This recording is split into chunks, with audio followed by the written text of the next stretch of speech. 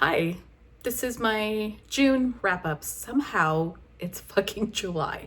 Somehow it's July. Now, I am very warm, but it is all in service of my new Fantastic Four sweatshirt. Patches, the four, it's beautiful. The back says Fantastic Four cat. Actually, what does it say? I forgot what it says already. I don't know if you know, but I am a massive Fantastic Four fan. I have many thoughts about how they have been treated over the years. And I am very cautiously optimistic about this movie, having seen all the trailers. However, I realized very recently that the best part about this movie is that I get more merch. So for years, all I've had is one t-shirt that I bought from a Marvel booth at Comic-Con. It is, I think I've worn it before a couple of times in videos. It is meant to look like the original Fantastic Four costumes with the blue and the dark blue piping and, you know, the four in the middle. So now there's a lot more merch that's coming out. So I'm just so happy that I get a sweatshirt and Fantastic Four. Look at this fucking bag. She's beautiful. Look at Herbie. Look at Herbie. He's loud, so I'm gonna he jingles like crazy. So I'm gonna take him off. But this bag is big. You wanna know how big this bag is? It's putting my fucking iPad is in here. Hello. Anyways, iPad. And also Kobo. And the book I'm reading. It is very small, it's a novella, but the book I'm reading right now.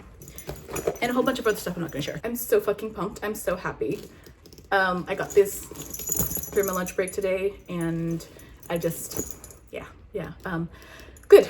Pretty much the only good thing because June sucked. I need to read from my iPad to see what I read in June because I'm fully in a reading slump. Just put it at the top here. I did have some good ratings in June, but it didn't feel like a good reading month overall. Let's see what my very quick stats. I didn't even write them down yet. My average rating was a 3.5. I read 7 things that I classified as contemporary.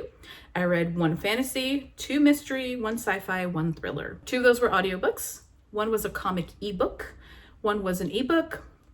1 was a physical graphic novel, and 7 were manga ebooks. So when my reading is not going great and I feel like I'm slumping, I tend to just go back to manga, comics, graphic novels. They work for me.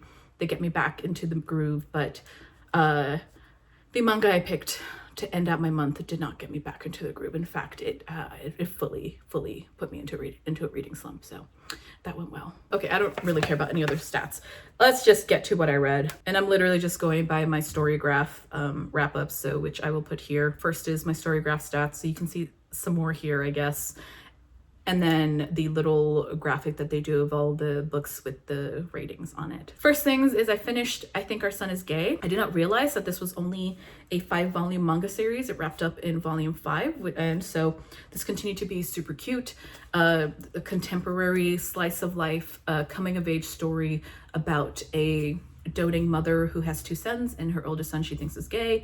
And it just continues to explore what that means, explore the world around her son as he is growing. And it's not just about him possibly being gay, it's also about him growing into himself and his surety as a person as he grows, into, getting older as a teenager. The last volume does wrap things up with the dad, who is pretty homophobic, but in that way where it's like the kind of casual homophobia that people tend to espouse when they think that they're being okay, with gay people, but it's actually pretty homophobic. But we do confront that and take that head on, so that was really great. And then it ends really nicely. There's no big concluding happy ending. It's life. So it's not a bad ending, it's not a dissatisfying ending, it just kind of it ends. And there's hope and faith in the future. So that was really good. It was really cute. I gave volume 4 stars, and volume 5 4.5 stars. Next after that was Twilight Falls, which was book 4 in the Shady Hollow mystery series. This is a cozy mystery series where the main conceit is that all of the characters are woodland creatures. The last one I read, Mirror Lake, I think it was, I said that it was obvious almost to the point of being insulting. And this one just continued on in that vein. These are so simplistic that it feels insulting when you figure out, as soon as you get a clue, you know exactly how that clue slots into the mystery. And I solved the mystery as soon as we got the first piece of information. I solved the mystery, and I was just waiting for these bumblefuck idiots to bumble along and answer the mystery themselves. Vera is fine. I fucking hate Orville, the police bear, her boyfriend. I hate them together. I'd hate him as a cop. I hate the way he treats her, because every book, it's Vera is investigating and she's poking her nose into places, and she is kind of butting heads with Orville, but not, because he's not really investigating, because he's a fucking idiot. Every single book, he makes the wrong choices. No difference here. He arrests someone, and it's not a big mystery. I think it's in the synopsis. And he's just so like, the evidence points this way. It's like, okay, how about you fucking investigate? And it's like, oh, Orville investigated. No, he fucking didn't. He found planted evidence and immediately did not even question, did not even listen to Vera. Like, my whole thing is that, okay, the whole mystery of how the person dies is that a lot of people see, like, they're at these falls, and a lot of people see these creatures at the top of the falls fighting, and the murder victim falls off, and nobody sees what happens to the creature he was fighting, and they think it is the specific creature. And something about her clothing not being wet later on, after everybody comes together and tries to figure out what's going on, is sort of like brought up by her sister, but everyone's like, oh, it's just her sister, she'd defend her, of course. And I'm like, fucking what? And nobody, not even Vera really went with the whole like wet clothing angle, because if this bitch was on the falls fighting this guy and in the water fighting this guy, and you come back down, everybody gathers, and she's in the crowd and her clothes are completely dry, her fur is completely dry, she didn't fucking do it. Why didn't anybody? Oh my god, it's so infuriating how, oh my god, I fucking, I give this 1.5 stars because part of me was like, okay, 1 is hated it, 2 is it was okay, so this was somewhere in between. But no, as of right now, I'm dropping it to 1 because I fucking hated how this book insulted my intelligence. It insulted my patience. And I rage quit the series here. And there's like literally only 1 book left that's out right now, but fuck this series. Fuck the fact that it reads like you're a fucking middle schooler trying to figure out this shit. No,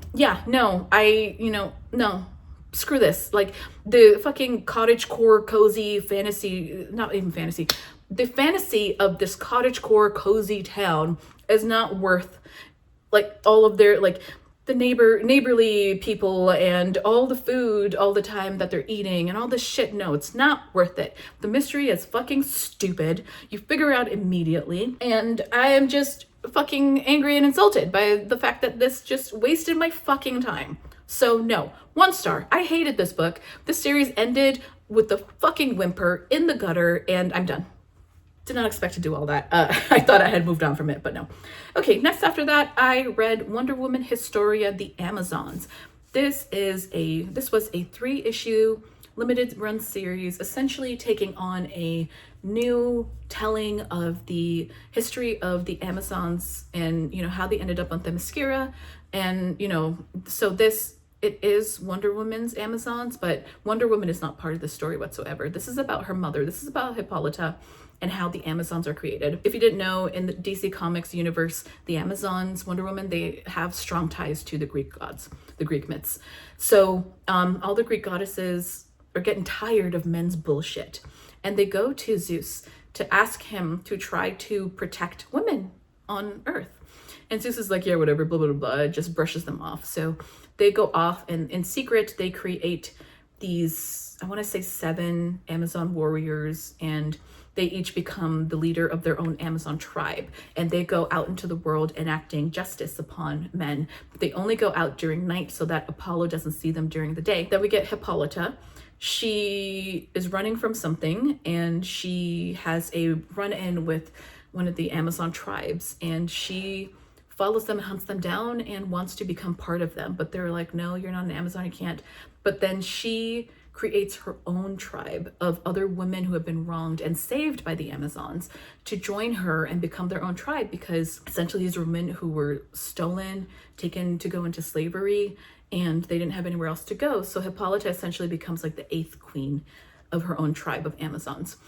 And eventually Apollo finds out, and a war between the gods and the Amazons happens, and then we are led down the path of showing how the Amazons ended up on Themyscira. So this was beautiful. This was beautifully drawn. Like, I think it won the Eisner for one of the issues, won the Eisner the year it came out for best art or something like that. And absolutely worth it. Like, the art in this is so lush. It's so beautiful. The full spread pages, and each issue had a different artist, but each artist was like the top of their fucking game in this. Like, this was fantastic. Like, it's so good. I did give it 4.5, not 5 stars, because this has been a weird reading year for me, and the 5 stars are becoming like a vibe kind of thing. So like, this was great all around. There were a couple of like little things here and there that bugged me, so I didn't quite give it 5 stars, but this is absolutely worth a read. If you don't know anything about Wonder Woman or DC Comics, you can read this. You can read this as its own standalone like Greek myth story. Like, it's good.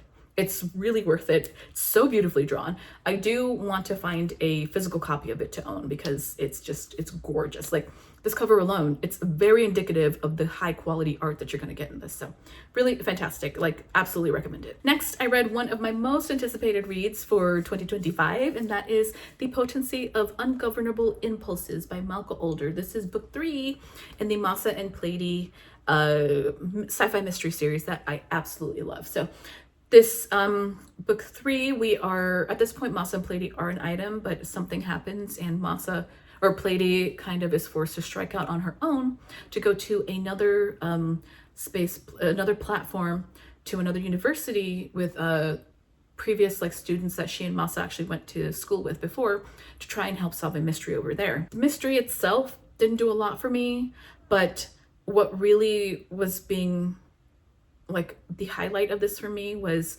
Masa and Plady and everything they're going through at the moment, because this is one of those, like, they have a hiccup in their relationship books. This is their like trouble in the relationship book, but it's not like a dumb reason. It's actually, I don't want to give away what it is, but it's actually it's nice seeing something like this represented on the page like this. And, you know, part of them is like, they aren't, you know, entirely sure of who they are together yet. So having this kind of thing come between them makes it difficult for them to talk to each other, because of the way both of them are. A lot of that like uncertainty in the relationship as Plady is trying to solve a mystery was really the heart of this. On the scale, unlike if I had to rank all 3 books, this would be 3rd, but I'm saying like 3rd as in like a 4-star book in a series that has been 4 and 5 stars this whole time. So make of that what you will.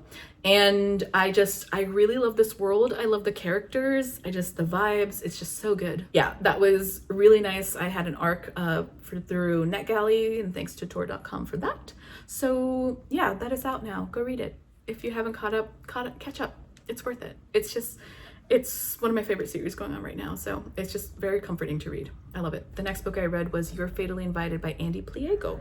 I read this on audio. This is a mystery thriller, kind of like locked room Agatha Christie-esque mystery. All of these mystery thriller writers are invited to a retreat by this reclusive writer who is very famous, and they're all drawn there because they want to do a writing retreat with this famous writer.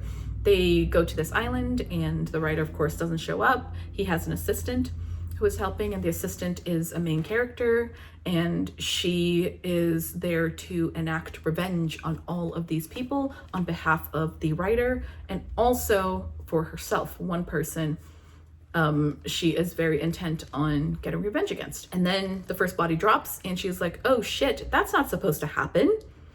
And then things unfold from there.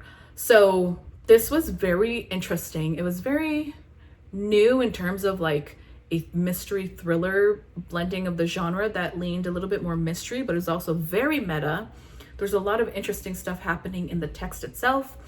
And it was good. It was fine. I gave it 3 stars. I wasn't fully blown away, but I didn't dislike it. So yeah, I do think that there was a tiny bit of romance that was incredibly annoying to listen to on audio. It was really stupid. You could have removed the romance entirely and it wouldn't have changed the fucking thing. I very much disliked the epilogue, just FYI. I hated that epilogue. But yeah, it was a decent read. There's some interesting stuff. The audiobook does some interesting stuff because there are a couple of chapters from specific point of views that if you use there are different narrators for each character. So if you use the same narrator for that chapter, it would spoil whose point of view it was. So the audiobook did some interesting things. It's worth a read if you're looking for a mystery thriller in this vein. It leans a little more thriller, but it is very entrenched in mystery canon. I know that's not the most like uplifting or convincing of reviews, but I didn't hate it. I enjoyed it just fine. And I think people who are looking for this, it's the audience that's going to love this is going to fucking love it. I promise you. So check it out if it sounds interesting to you. Next, I read a graphic novel. This is You and Me on Repeat by Mary Shyne, I think her name is. This is a wonderful graphic novel. This is a coming of age young adult graphic novel, but if you don't read young adult, don't let that stop you. So this is a story of 2 characters. One is a boy whose name I already forgot. The other is a girl named Alicia. And they are caught in a time loop. So on their graduation day from high school. So the boy thinks that to get out of this loop, he has to have the perfect first kiss with his girlfriend. And the girl believes that's not going to happen, but she agrees to help him anyways. This is so much more than that.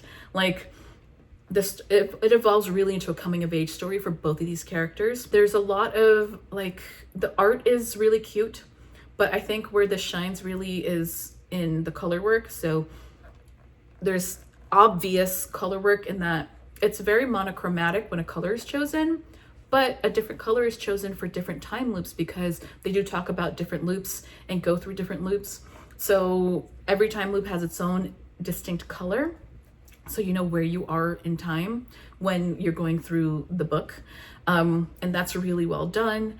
And even with using a monochromatic, like singular color for each section, the art is still lively and dynamic, even, using just the one color. But yeah, it was really good. I really liked it. I gave it 4.5 stars. Again, like I said, like 5 stars really elusive this year. It's a specific vibe thing that's happening. So even if you don't really read YA graphic novels, this is a good one. This is a really, really good one. It's a very sweet story. Highly recommend. Definitely check it out. Next, I read the manga series that I thought would save me, but actually just firmly put me into a reading slump. So I finished Blood on the Tracks. I read volumes 14 through 17, which finishes Blood on the Tracks. And this is a story about a boy and his mother, and his mother is psychotic. So at the start of the story, his mother pushes his cousin off a cliff, but she pretends that she hasn't, and the boy has to deal with all the fallout from that. And it just becomes a tale of this boy just absolutely being gaslit and manipulated and psychologically abused by his mother. And by the time that the last 4 volumes that I have caught up with to finish this series, a big time jump has happened, like 20 years has happened. And I think it really suffered from this time jump because it didn't say anything after the time jump. It just kind of continued the same thing over and over that was going on pre-time jump, and it just lost all its momentum. And then I finished it. I think I gave each one 3 stars. I finished the final volume, and the last chapter and the author's note recontextualizes the entire fucking series, and I still don't know how I feel about that. I think I'm just like, what the fuck? What the fuck? You need therapy, sir. What the fuck? It's just essentially how I feel about it. And it didn't ruin the series, but it also didn't make it any better, this recontextualization. So yeah, my friend Ashley, she actually asked me to spoil it for her, so I DM'd her this long fucking paragraphs of spoilers.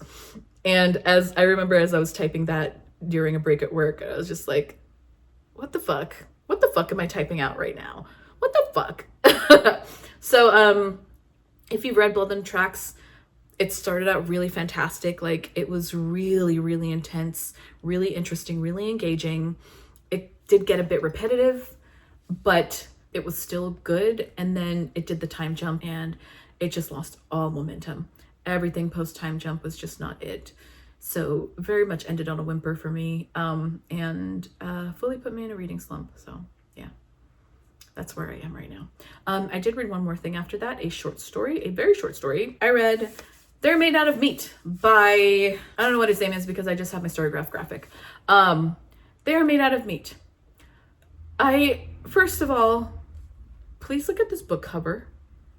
This baby on the book cover has nothing to do with this fucking short story. It's so fucking funny. Like, I want to know who said, yeah, let's slap a baby on this bad boy. That totally makes sense. Who did that?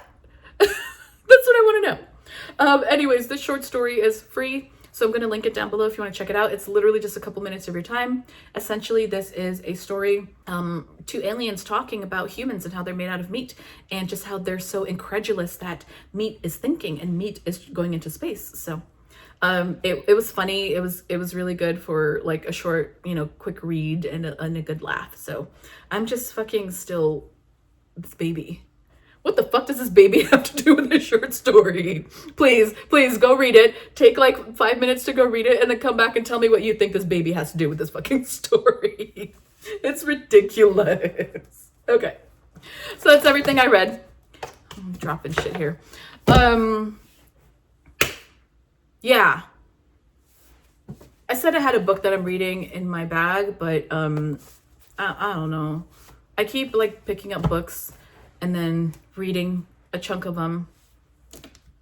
Hello, this is all books I'm reading, and then just not continuing. So I am fully in a reading slump. I don't know what I'm gonna do. I may need to just pick up a reread. So I may just go back to my old friend Nastasia Crow and reread Immortal Beloved, because she tends to get me through. Yeah, that's all I got going on. I did borrow a couple of books from the library. I have this idea to try to do the Ursula K. Le Guin shortlist, but considering the fact that I'm in a fucking reading slump, I don't know. We'll see. I am gonna try reading these two, starting them, seeing how I feel. But I don't think I'm going to be reading them in time before those have to go back to the library. So, yeah. Not the most exciting or energetic of reading wrap-ups, I'm sorry, but I did have like a couple good things, but with how the rest of the month went, I just it just kind of dragged everything down. And when you get into a reading slump, it just kind of drags down everything you feel about how you've been reading. So unfortunately my thoughts on those books kind of suffer because of this current reading slump. I have Fantastic Four merch. I'm happy. So there's that. So, as always, thank you for watching. Let me know what you think about anything I've read, and I will catch you soon. Bye.